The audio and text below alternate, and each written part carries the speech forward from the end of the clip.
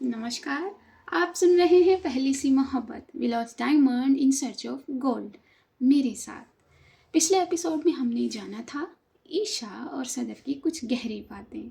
ईशा और रेयान का विचित्रा और सदफ के घराना, विचित्रा का रेयान को नापसंद करना और अल्हाम का लौटना सदफ और विचित्रा के पास, और वहीं सदफ के पैरों में वो कांटे चुभना। कांटे चुभ जाने के बाद वो प्यार भरे लम्हे। बस आइए अब अगले एपिसोड में चलते हैं।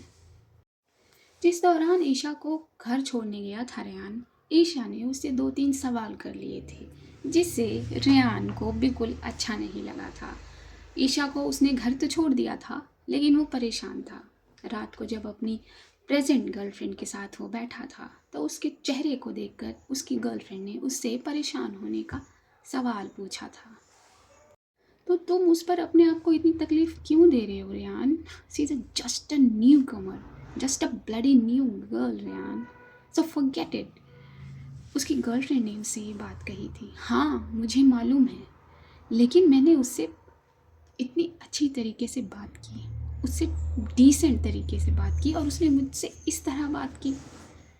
सो रिडिकुलस, सो रिडिकुलस। रेयान ने अपने चेहरे के भाव को बहुत ऊंचा नीचा करते हुए अपनी बात कही थी। Come on Ryan, relax. वो एक न्यू कमर, एक कुछ भी नहीं है वो जो इस इंडस्ट्री में। वो तुम्हारे बारे में क्या सोचती है, इसे क्या ही फ़र्क पड़ने वाला है। मालूम है मुझे, लेकिन मुझे लगा था वो बहुत अलग है, अच्छी है, इसलिए मैंने उसकी हेल्प की, आउट ऑफ द वे जाकर। यही तो तुम्हारी भूल है ना रेयान। तुम तुम किसी को समझते या जानते ही नहीं हो। रेहान, ये सारी की सारी ऐसे ही होती है। कल तुम उसे अपने साथ सोने के लिए भी कहोगे ना तो वो भी करेगी। न जाने कहाँ कहाँ से उठ के आ जाती है। रेहान की गर्लफ्रेंड के ये अल्फाज थे जो बिल्कुल बकवास थे, लेकिन थे। हाँ, शायद तुम ठीक कहती हो, रेहान के ये अल्फाज थे। ओके, नाउ फॉरगेट इट ना, प्लीज़। रेहान की गर्लफ्रेंड एक बहुत मोहक सा चेहरा बनाकर उसकी गोद में जाकर बैठ गई थी। Okay then make me forget it, Rehan ने ये कहा था और अपनी इस प्रेजेंट गर्लफ्रेंड को अपनी बाहों में भर लिया था। वक्त बीत गया था, सुबह हो गई थी। विचित्रा अपने स्टूडियो में थी अपने असिस्टेंट राहुल के साथ, और ईशा भी वहाँ थी। ईशा का जो फ्रंट व्यू है वो विचित्रा के पास सामने नहीं था। क्या हो गया है राहुल, रियाना अभी तक क्यों नहीं आया? बॉस, मैंने उसे कॉल किए, वो कॉल नहीं उठा रहा है। और तो ठीक है ना, उसके घर पे करो। बॉस, मैंने उसके घर पे भी किया था बट वो रिसीव नहीं कर रहा। कम ऑन, क्या हो गया उसे? ईशा, क्या तुम्हारे साथ कोई उसकी बात हुई थी? ईशा के पीछे बैठी विचित्रा ने ईशा से पूछा। नहीं, मुझसे कोई बात नहीं हुई थी। उसने मुझे कल घर छोड़ा, उसके बाद मैंने उससे कोई बात नहीं की। अपनी भौं को सिकोड़ कर ईशा ने विचित्रा की बात का जवाब दिया था। अच्छा, are you sure? Yes, yes ma'am, I am sure. Okay. क्या हो गया रेहान को? ऐसा तो वो कभी नहीं करता। विचित्रा ने अपने माथे को रगड़कर अपनी बात कही थी। अपनी सीढ़ियों से उतरकर रेहान नीचे हॉल में आया था। हॉल के पीछे वाले एरिया में उसका किचन था। इसमें उसकी गर्लफ्रेंड कुछ ब्रेकफास्ट तैयार कर रही थी। ब्रेकफास्ट लेकर वो उसके पास आ गई थी। तुम अभी तैयार नहीं हुए? नहीं, नाश्ता रेडी हो गया। हाँ, नाश्ता तो रेडी, लेकिन तुम क्यों तैयार नहीं हुए? उसकी गर्लफ्रेंड ने पूछा। क्योंकि मुझे नहीं जाना। व्हाट? क्यों? मैं सोच रहा हूँ फिल्म छोड़ दूँ। रेहान की बात पर चौंक गई थी उसकी गर्लफ्रेंड। चौंकने के साथ साथ गुस्सा भी हुई थी। पागल हो गए हो तुम? और तुम ये क्यों करोगे? तुम अपनी फिल्म छोड़ोगे? हाँ, इसमें पागल हो जाने वाली कौन सी बात है? रेहान ने अखबार उठा लिया था अपनी बात कहते हुए। मैं उसके साथ फिल्म नहीं करूँगा, बिल्कुल नहीं करूँगा। और ये कहकर उसने अखबार के पन्ने पलटे थे। कम ऑन रेहान, तुमने क्यों छोड़नी है फिल्म? अगर किसी को छोड़नी है तो वो छोड़े ना। Rehan, just ignore her. जैसे तुम राह चलते किसी बेगैरत को इग्नोर कर देते हो वैसे ही उसे भी इग्नोर करो। इसकी बेतुकी बातें रेहान बड़े गौर से सुन रहा था और हाँ में अपना सर हिलाए जा रहा था। ओके फाइन, ठीक है, मैं फिल्म नहीं छोड़ूंगा and thank you so much मेरे साथ रहने के लिए। रेहान ने ये कहते हुए अपनी गर्लफ्रेंड का हाथ बड़े रोमांटिक तरीके से पकड़ लिया था और ये दोनों एक दूसरे की निगाहों में खो गए थे। यहाँ सदफ के पास अल्हाम थी। ये दोनों गार्डन के गोल वाले टेबल पर बैठे हुए थे। लाल लाल मग थे इन दोनों के पास जिसमें कॉफ़ी नहीं चाय थी। और अल्हाम ने सारी बातें सदफ से साझा कर दी थी जो वो हीर के साथ बिता आई थी। सारी बातें गौर से सुन लेने के बाद सदफ ने अब अपने लब खोले थे। तो तुमने पहली बार किसी को प्रपोज किया और उसका अंजाम इतना ट्रैजिक हुआ। ये कहकर सदफ ने एक सांस ली थी। अल्हाम उसकी बात पर मुस्कुरा दी थी। नहीं, पहली बार तो नहीं था। अल्हाम ने उस मुस्कुराहट के साथ सदफ को देखते हुए अपनी बात कही थी और अपनी बात में कुछ शब्द जोड़े थे। दूसरी बार है ये, डोंट फॉरगेट सदफ, क्या तुम भूल गई कि पहली बार मैंने तुम्हें प्रपोज किया था? मुझे याद है अल्हाम, लेकिन वो तो नॉन सीरियस सा प्रपोजल था। लेकिन इस बार तो तुम सीरियस थी ना। आई एम सॉरी अल्हाम, लेकिन मैं तुम्हारी जगह होती तो उसे भगा कर अपने साथ ले आती। सदफ की पूरी बात में उसके होंठ मुस्कुरा रहे थे। भगा तो मैं भी ले आती सदफ, लेकिन फैंटेसी और रियलिटी में बहुत फ़र्क है, बहुत ज़्यादा। जो हम सोचते हैं वो कभी होता ही नहीं। तुमने ठीक कहा अल्हाम, शायद हम बहुत बहुत डर जाते हैं, कोई बहादुरी भरा स्टेप ले नहीं पाते, शायद इसलिए। जैसे कि वो डर गई, वरना वो तुम्हारे साथ नहीं आ जाती। सदफ ने ये कहते हुए अपने कप को अपने होठों से लगाया था। नहीं सदफ, मैं नहीं मानती। हीर बहुत बहुत स्ट्रॉन्ग है और ब्रेव भी। अगर वो मेरे साथ आने का फ़ैसला लेती तो कितनी आसान ज़िंदगी होती उसकी, लेकिन उसने ऐसा नहीं किया। वहाँ रहना चूज़ किया। वहाँ रहना, वहाँ एक सांस लेना भी घुटन है और कोई बुज़दिल इंसान ये फ़ैसला नहीं ले सकता। तुमने ठीक कहा अल्हाम, सुखी भरी ज़िंदगी तो कोई भी गुजार सकता है, लेकिन दुख में मुस्कुराना, दर्द को हंसते हंसते झेल जाना हर किसी के बस की बात नहीं। सदफ को कहता देखती रही थी अल्हाम। हैट्स ऑफ टू हर, बहुत स्पेशल है ना? सदफ ने मुस्कुरा कर पूछा था। हाँ, बहुत स्पेशल है। अल्हाम ने उसकी बात का मुस्कुरा कर ही जवाब दिया था। पता है सदफ, उससे मिलने के बाद उसने मुझे सिखाया, बताया, ये एहसास दिलाया कि दुनिया कितनी खूबसूरत है। उसकी चंचलता ने ये बताया कि ज़िंदगी में जो रंग मिले उसे समेट कर, पकड़ कर, बटोर कर अपने दामन में भर लेना चाहिए। ये ज़िंदगी बहुत छोटी है, बहुत, और उसे खुल के जीना चाहिए। इतनी छोटी सी मुलाकात में वो लड़की मुझे इन सब चीज़ों का एहसास दिला गई। तभी अब सोचती हूँ। क्या सोचती हो? सदफ ने पूछा। कि शादी कर लूँ। What, really? अल्हाम की एक बात ने सरप्राइज़ कर दिया था सदफ को, खुशी से सरप्राइज़। That's great अल्हाम। लेकिन शादी तो किसी इंसान से करनी होगी ना, तो वो इंसान तुम्हें ढूंढना होगा सदफ। अल्हाम ने अपने दोनों हाथ सामने कर दिए थे सदफ के अपनी बात कहते हुए। वो तो मैं ज़रूर करूँगी। सदफ ने ये कहते हुए अपनी हथेली को अपने गाल पर रखा था। मैं अब अपनी ज़िंदगी का कोई लम्हा वेस्ट नहीं करना चाहती। मैं जीना चाहती हूँ उस इंसान के साथ जो मुझे बेइंतहा मोहब्बत करे, बच्चे करने हैं मुझे अपने। रियली अल्हाम की बात पर उससे ज़्यादा खुश होती नज़र आई थी सदफ़। हाँ, हर चीज़ का एक्सपीरियंस लेना है मुझे, चाहे वो दुख हो, सुख हो, हंसी हो, गम हो, आंसू हो, जो चाहे ये ज़िंदगी मुझे दे, मैं उन सब को एक्सपीरियंस करना चाहती हूँ सदफ़। ये कहते हुए सदफ़ का चेहरा सिर्फ़ और सिर्फ अल्हाम पर अटका हुआ था और अल्हाम का चेहरा ब्लश कर रहा था। वाह अल्हाम, यू आर ब्लशिंग। और इसी के साथ इसी खुशी को महसूस करते हुए सदफ़ ने उसके चेहरे को देखकर कहा था, अब मैं सोचती हूँ शायद ही तुम्हारी ज़िंदगी में इसीलिए आई थी, तुम्हारा नज़रिया बदलने के लिए, तुम्हें उस तरफ मोड़ने के लिए जिसकी हकदार तुम हो। हाँ सदफ़, मैं उसे कभी नहीं भूलूंगी, वो मेरे अंदर रहेगी। वो सच में एक एंजल है, यंग है, प्योर है, बहुत इनोसेंट है। अल्हाम, एक बात पूछूं?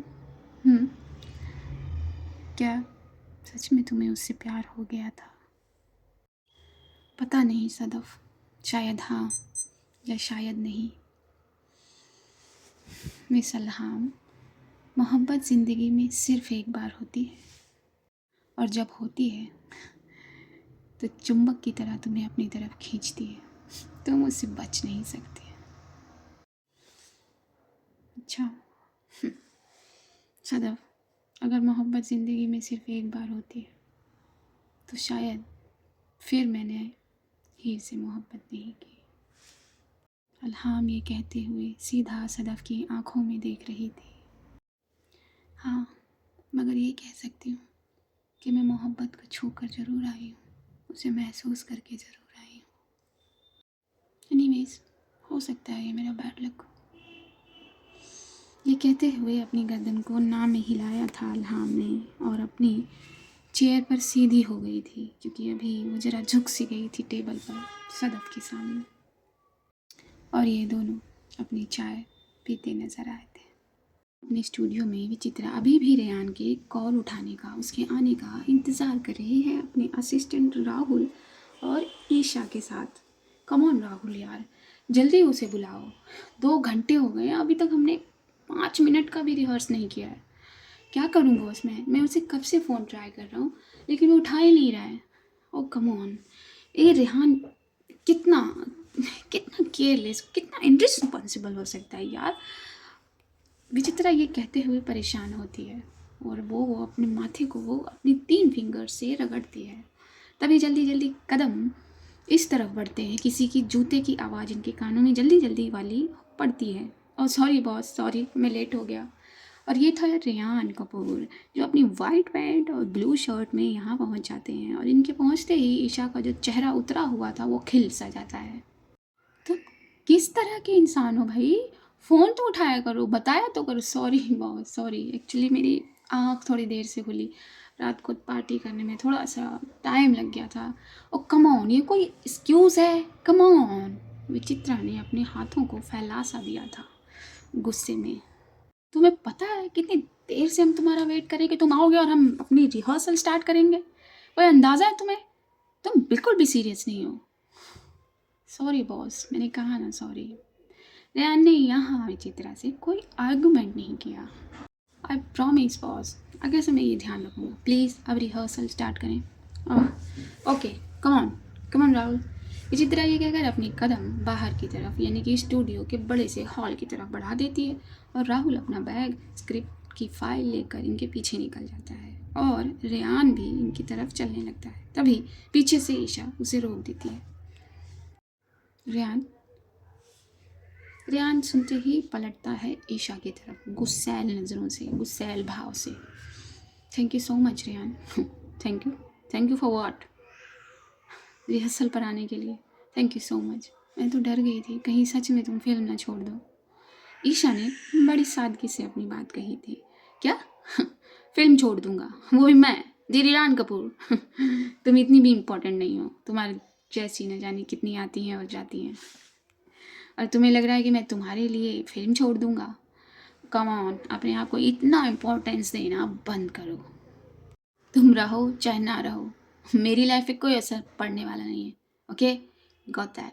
ये कहते हुए रेहान अपने कदम उसी रास्ते पर बढ़ाता है जिस रास्ते से अभी विचित्रा अपने असिस्टेंट के साथ गई, और ये ईशा मैडम यहाँ खड़ी खड़ी इसकी बातें सुनती रह जाती हैं। सदफ और अल्हाम फिर से इस प्यारे गार्डन के कॉरिडोर में टहलने लगे थे। तो मिस, कल से आपका काम शुरू? यस बॉस, कल से मेरा काम शुरू, बस आज की छुट्टी है। अल्हाम ने सदफ की बात का जवाब अपनी गर्दन को वाइब्रेट करते हुए दिया था और कदम आगे बढ़ाते चले गए थे ये दोनों।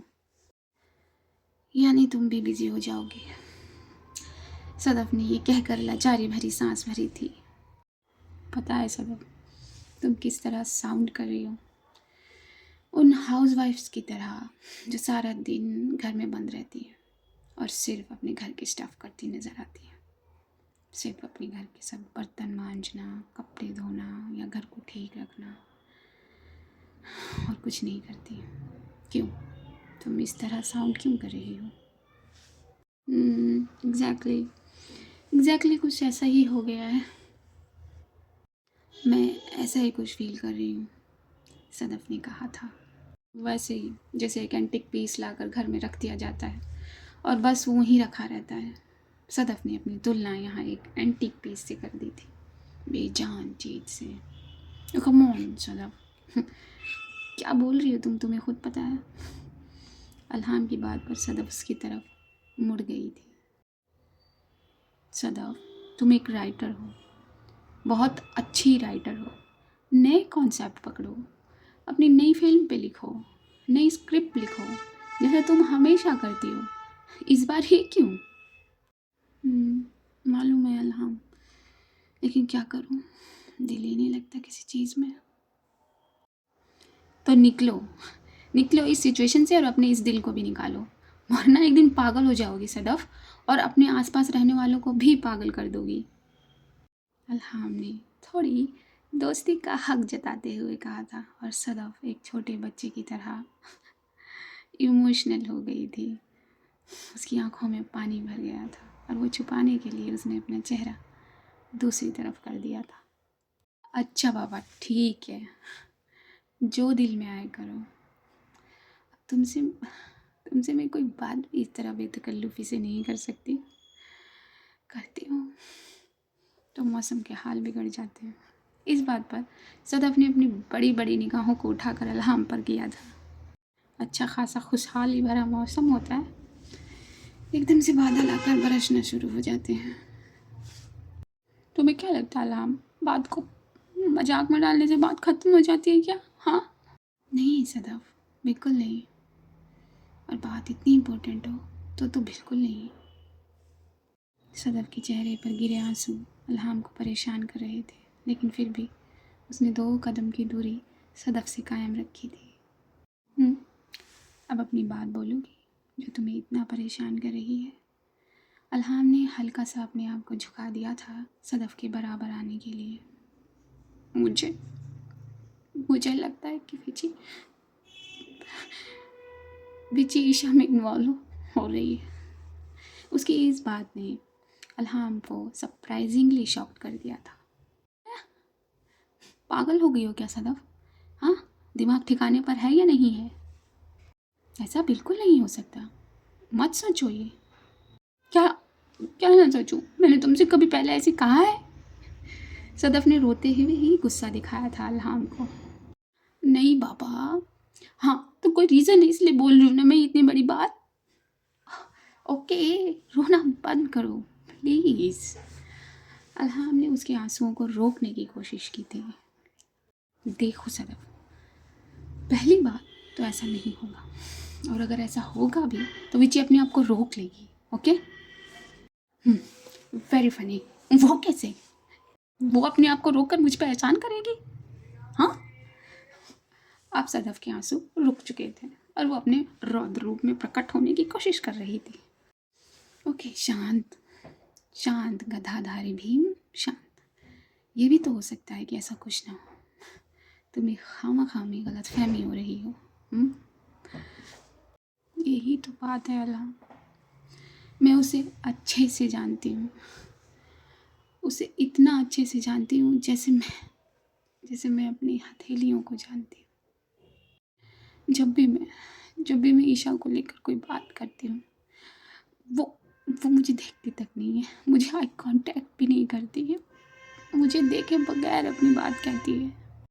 मैं और वो उसके सामने हो तो वो उसकी नज़रें उससे हटती नहीं, रिश्ता बांधती हैं उसके चेहरे से। और सबसे बड़ी बात अल्हम, विची मुझसे झूठ बोलने लगी, ये जानते हुए कि वो ऐसा नहीं कर सकती, फिर भी वो मुझसे झूठ बोलने लगी है। अगर ऐसा है सदफ, तो आई थिंक तुम्हें विची से ओपनली बात करनी चाहिए। रोज़ सोचती हूँ मैं अल्हम कि उससे खुलकर बात करूँ, और कभी कभी मैं शुरू भी कर देती हूँ, लेकिन नहीं कर पाती। लेकिन क्यों सदफ, क्यों? डरती हूँ मैं अल्हम कि एक बार अगर ये बंधन खुला तो हमारे बीच जो रिस्पेक्ट का रिश्ता है वो भी टूटता नज़र आएगा। अगर उसने उसने मुझसे ये कह दिया कि वो ईशा से, तो मैं क्या करूँगी अल्लाह, मैं क्या करूँगी? सदफ की आवाज़, उसकी आँख और उसके चेहरे, उसकी बॉडी के हर एक अंग में डर झलक रहा था। वो डर जो इंसान कभी झेलना नहीं चाहता, कल्पना भी नहीं करता उस दर्द की, जो शायद किसी किसी के साथ घट जाता है। और ये सोचकर मेरे दिमाग के सेल्स काम नहीं करते कि मैं अगर उसे छोड़ दूँगी तो क्या मैं खुद रह पाऊँगी उसके बगैर? ये हो पाएगा मुझसे? और और अगर मैं उसे नहीं छोड़ी, उसके साथ उसके बावजूद रहती रही, तो मेरी सेल्फ रिस्पेक्ट का क्या होगा? मैं गिर जाऊँगी, अपनी ही नज़रों में गिर जाऊँगी। ये कहकर सदफ अपने दोनों हाथों को अपने सीने पर रखकर अपने दिल को संभालने की कोशिश करती है। Sadaf, look at me. अल्हाम अब उसके दोनों एल्बो से उसे पकड़कर अपने सामने करती है। मेरी बात सुनो सदफ, गौर से। प्यार में ईगो नहीं होती। और अगर कोई आपसे मोहब्बत करता है और आप उसके सामने आग में कूदना चाहते हो, या वो आपके सामने आग में कूदेगा, तो क्या आप उसे या वो आपको नहीं रोकेगा? नहीं, नहीं कूदने देगा, नहीं करने देगा ना? हाँ? अल्हाम की बात पर सदफ ने अपना सर हाँ में हिलाया था। तो फिर सोचो सदफ, अगर विची ईसा को लेकर ये सब सोच भी रही है, उसके दिल में ये सब है भी, तो क्या वो उससे खुश हो जाएगी? नहीं ना। तो एक तरीके से वो आग में ही तो कूद रही है। अगर वो खुदा ना खास्ता उससे अट्रैक्ट हो भी रही है, तो तुम्हें क्या लगता है उसका दिल उसे कचोटता नहीं होगा? विची का दिल उससे लड़ता नहीं होगा, या वो अपने दिल से नहीं लड़ती होगी? तो क्या तुम उसे उस आग में कूदने दोगी? सदफ, इस वक्त उसे तुम्हारी बहुत ज़रूरत है, शायद हर दिन और हर पल से ज़्यादा। She needs you. उसे तुम्हारी ज़रूरत है उसकी साइड पर। I don't leave her. उसे छोड़ना मत। लेकिन कैसे अल्हाम? कह देना बहुत आसान है, उतना ही मुश्किल उसे करना है। मुझे मालूम है मोहब्बत में ईगोज़ नहीं होते, लेकिन अपने दिल की रिस्पेक्ट को उठाकर एक कोने में फेंक देना क्या आसान है? और ये तुम कैसे कह सकती हो? सदफ का ये सवाल अल्हाम से था। क्या वो बेफिक्र थी अल्हाम की उस मोहब्बत से, जो वो उसे सदियों से, जब से वो कर रही है उसकी तो सदियां ही हुई, जो उससे न जाने कब से कर रही है, उसे किसी और की बाहों में देख रही है, लेकिन फिर भी वो उसके साथ है। सदफ ने अना का सवाल, सेल्फ रिस्पेक्ट का सवाल अल्हाम से किया था, जो न जाने कब से छोड़कर उससे मोहब्बत कर रही थी। मुझे मालूम है ये नहीं, लेकिन सदफ, प्यार सेक्रीफाइस मांगता है, कुर्बानी मांगता है ना? इस बात पर सदफ ने उसे गौर से देखा था। तो तुम्हें उसके लिए कुर्बानी देनी होगी। क्या? क्यों दूँ मैं कुर्बानी? उसने क्यों किया ऐसा? वो मेरे साथ थी ना, क्यों किया? 2 मिनट में मेरी सारी एतबारी को उसने पैरों तले तोड़ दिया। क्यों किया उसने ऐसा? मैंने तो कभी किसी और की तरफ नज़र उठाकर तक नहीं देखा, क्योंकि मुझे मालूम है कि मैं उसके साथ हूँ। तो फिर उसने कैसे देख लिया और कुर्बानी मैं दूँ? मेरा दिल तो नहीं भरता, उसका दिल कैसे भर गया मुझसे? कैसे कैसे फिर गया उसका दिल? क्या उसने सिर्फ मेरी चेहरे, मेरी उम्र से प्यार किया था? हाँ, सदफ की ये बात बिल्कुल सच्ची थी, करेले जैसी कड़वी थी। अब अल्हाम ने उसकी एल्बो को दोबारा छूना चाहा था, लेकिन सदफ ने उसके हाथ को झटक दिया था। आफ्टर ऑल चित्रा का साइड जो ले रही थी अल्हाम, जलूं भी मैं, दुख भी मैं हूँ, रोऊं भी मैं, तकलीफ भी मुझे हो, और तुम कहती हो कि कुर्बानी भी मैं ही दूँ? क्यों अल्हाम, क्यों? क्योंकि सिर्फ इसलिए कि मैं उससे मोहब्बत करती हूँ, बेइंतहा मोहब्बत करती हूँ। क्यों? I am not a wonder woman और सुपर वुमन, मुझे तकलीफ होती है, और जो तुम कह रही हो वो मैं नहीं कर सकती, नहीं कर सकती। ओके फाइन, बस बस रोना बंद करो प्लीज़। अल्हाम ने ये कहकर वापस उसे उसकी एल्बो से पकड़ा और सदफ सर झुकाते, बिल खाते रोती नजर आई। अल्हाम ने हिम्मत करके अपने सीधे हाथ की हथेली से उसके सर को सहलाया था, मगर हाँ, अभी भी इनमें एक हाथ की दूरी थी। ऐसा लग रहा था कि अल्हाम उसे अपनी बाहों में भरकर अपना शोल्डर दे देगी, लेकिन अल्हाम ने ऐसा कुछ नहीं किया।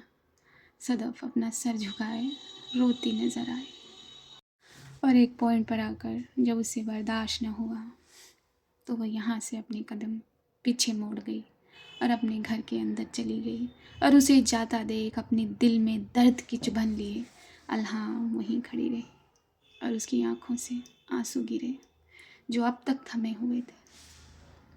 यहाँ रिहर्सल स्टार्ट हो गया था, और रेयान के शब्दों में रूडनेस कूट कूट के भर चुकी थी ईशा के लिए, और ईशा के दिल को वो तार तार कर रही थी, चुभ रही थी, जैसे रेयान के शब्द शब्द नहीं हैं, तलवार है, तेज धारी तलवार, जो उसके कानों में नहीं पड़ रहे, उसके दिल पर जाकर चीर दे रहे हैं उसे। और वो डायलॉग इस वक्त जैसे बोल नहीं पा रही। विचित्रा को गुस्सा आ रहा है ईशा पर, क्योंकि वो डायलॉग्स बोल ही नहीं रही है। डायलॉग्स का इमोशन अलग है और उस मैडम का इमोशन अलग है। ये क्या कर रही हो तुम? हाँ, डायलॉग की उसकी तो समझो, भाव को समझो उसके। किस तरीके से डायलॉग्स बोल रही हो ईशा? फिर से विचित्रा ने ईशा से ऐसे बात की, और ईशा की आंखों में आंसू भरकर डबडबाने लगे, और वो यहाँ से उठकर बाहर चली गई, और विचित्रा के कदम उसके पीछे पीछे गए।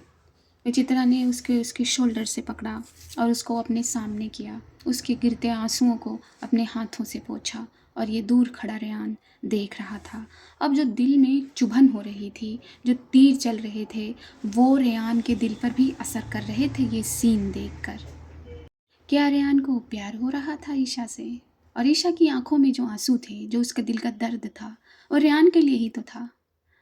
लगता है तुम्हारी तबीयत सही नहीं है, चलो मैं तुम्हें घर छोड़ दूँ, आराम करो। विचित्रा ने बहुत मुलायम अल्फाज में ईशा को ये बात फेंकी थी, और मैडम ईशा ने हामी में अपना सर हिलाया था, और विचित्रा ईशा को लेकर अपनी जिप्सी में बैठ गई थी। और ये रेयान देखकर जल फूंक गया था, और इसी जल फूकन में वो अपने घर पहुंचा था, जहां उसकी एट प्रेजेंट गर्लफ्रेंड वेट कर रही थी। उसने उससे कोई बात की होगी, उसके फादर ने उससे शादी का प्रस्ताव रखा होगा, वही बात उसने रेयान के सामने की, और रेयान उस पर झल्ला पड़ा था। तुम क्या समझ रही हो, मैं तुम्हारे बताए हुए रास्ते पर चलूँगा? हाँ, मुझे कोई शादी वादी नहीं करनी है। अब इसकी बात को मोड़ा उसकी गर्लफ्रेंड ने ईशा के साथ, और उसने भी अपने जुमले बोले। उस आजकल की आई हुई लड़की पे तुम फिदा होने लगे हो, तुम्हारा दिल उसकी तरफ मुड़ने लगा है। हाँ, मुड़ने लगा है और मुड़ेगा, तुम्हें जो करना है कर लो। रेयान ये कहकर अपने कदम सीढ़ियों की तरफ बढ़ा देता है, और वो अपने दांत और अपनी मुट्ठियों को बीचते हुए आगे अपने रूम में बढ़ जाती है। शायद अब अपना बैग पैक करने के लिए। अब विचित्रा यहाँ ईशा को घर नहीं लेकर जाती, वो एक कॉफ़ी के कैफ़े पर ये गाड़ी रोक देती है। चलो एक अच्छी सी कॉफ़ी पी लेते हैं, तुम्हारा मूड फ्रेश हो जाएगा। Okay ma'am. और ये दोनों कॉफ़ी शॉप में चले जाते हैं। और जैसा कि कहा था मैंने, एट प्रेजेंट जो गर्लफ्रेंड है वो बैग पैक करने गई, वो बैग पैक करके हमेशा की तरह आती है। रेहान के चेहरे का भाव कुछ भी प्रकट नहीं करता और वो इस बार अपना बैग लेकर इसके घर से निकल जाती है। अच्छा, तुम्हें कुछ खाना है? विचित्रा ने सामने बैठते हुए पूछा था ईशा के। मुझे भूख नहीं है, ईशा ने मना कर दिया था। भूख हो या ना हो, तुम्हें खाना खाना पड़ेगा, क्योंकि मेरी निशा को बिल्कुल फ्रेश दिखना चाहिए। क्योंकि बस अब 2 दिन है, 2 दिन के बाद हम अपनी शूट पर निकलेंगे और शूट वहीं होगा जहाँ से मैंने तुम्हें पहली बार देखा था। Don't worry Vichitra ma'am, film पर कोई असर नहीं पड़ेगा, चाहे मैं कितनी भी बीमार हो जाऊँ या खाना ना खाऊँ। ये तुम क्या बोले जा रही हो? विचित्रा ने उसे रोक दिया था। मुझे सिर्फ अपनी फिल्म की नहीं, तुम्हारी भी फिक्र है। ये कहते हुए विचित्रा की आंखों में कोई भाव नज़र आया था और वो भाव अच्छा नहीं था। ये भाव किसी का डर बनने वाला था, या बन रहा था या बन गया था। सॉरी मैम, मैं अपनी पर्सनल प्रॉब्लम की वजह से ऐसे सीन क्रिएट नहीं करना चाहती थी और मैं कोशिश करूँगी कि ऐसा कुछ ना हो। नहीं, ये सोचने की ज़रूरत नहीं है निशा, तुम जो चाहे वो कर सकती हो, मैं हूँ ना। पर उसकी बातों से थोड़ा सा ऑकवर्ड फील करती नज़र आई थी ईशा, और ये दोनों अब अपना खाना ऑर्डर करते नज़र आए थे। अपने घर के हॉल में बैठे हुए विचित्रा कोई पिक्चर देख रही थी टीवी पर। तभी सीढ़ियों से नीचे उतरते सदफ के वो डरते हुए कदम इसकी तरफ बढ़ते हैं और सदफ धीरे से उसी सोफ़े के एक कोने पर बैठ जाती है जिस सोफ़े के दूसरे कोने पर विचित्रा बैठी थी, और अपनी गर्दन को वो विचित्रा की तरफ मोड़ती है। मेरे पास कुछ सवाल हैं तुम्हारे लिए, सदफ ने धीरे से और डरी निगाहों से कहा था, और मुझे उनके सटीक सटीक जवाब चाहिए। उसकी इस बात पर विचित्रा ने अपना रुख, अपना ध्यान पूरी तरीके से सदफ पर नहीं किया था, आधे तरीके से किया था। मेरे पास तुम्हारे सवाल के हर सवाल का जवाब है, लेकिन मैं उन सवालों का जवाब नहीं देना चाहती सदफ। उसकी बात पर हैरानी से अपनी निगाहों से क्यों पूछा था सदफ ने। अगर मैं तुम्हारे सवाल का जवाब दूंगी तो हम दोनों के बीच कुछ बिखर जाएगा। और इस लाइन ने विचित्रा के सदफ के दिल को हौला दिया था, भूकंप ला दिया था। ऐसा भूकंप जो धरती की कोर से निकला था, ऐसा भूकंप। तो आज का एपिसोड पूरा हुआ। ये जो डर होते हैं, जो बाहरी तौर पर तो कोई खामी नहीं पहुंचाते, लेकिन इंसान को अंदर से बिखेर देते हैं, न्यूक्लियर से कम नहीं होते। कैसे कोई तोड़ सकता है किसी को इतना, और उसको जो तुमसे टूट कर मोहब्बत करता हो। एनीवेज, अपनी अपनी राय कमेंट्स बॉक्स में ज़रूर डालिएगा, लाइक कर दीजिए, शेयर कर दीजिए। मुझे लगा था आप लोग तो बड़ा सपोर्ट करेंगे, जल्दी जल्दी से आगे बढ़ा देंगे इस चैनल को, लेकिन आप लोगों से कुछ उम्मीद नहीं की जा सकती है क्या? एक तो यूट्यूब से मेरे पंगे रहते हैं, हर चैनल पर वो आ ही जाता है। सोचती हूँ कि मेरे सब्सक्राइबर मेरी हेल्प करेंगे, मुझे आगे सपोर्ट करेंगे, लेकिन वो भी ऐसे ही निकले हैं। क्या करूँ, थोड़ा सीधा और सटीक बोल पड़ती हूँ। चलिए अगले एपिसोड में मिलते हैं, तब तक के लिए see you at the other side. नमस्कार।